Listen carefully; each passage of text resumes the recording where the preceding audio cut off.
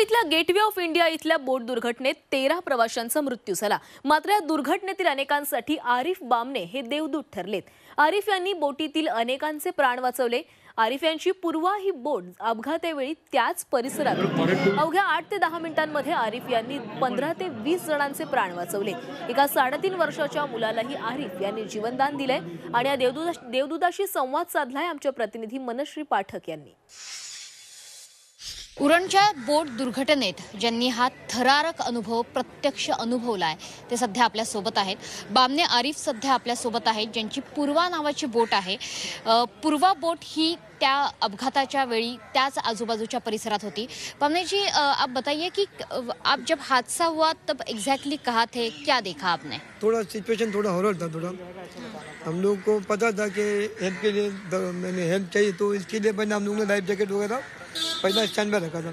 वहाँ जाने के बाद जिनके पास लाइफ जैकेट नहीं था उनको दे दिया और जैसी सिचुएशन थी उस हिसाब से हम लोग ने मदद की। परते साहब का जो बोट था ना, उसमें लाइफ जैकेट का शॉर्टेज नहीं था, लेकिन सिचुएशन इतनी हॉरर थी ना कि ये 5 और 10 मिनट में बोट पूरा डूब गया।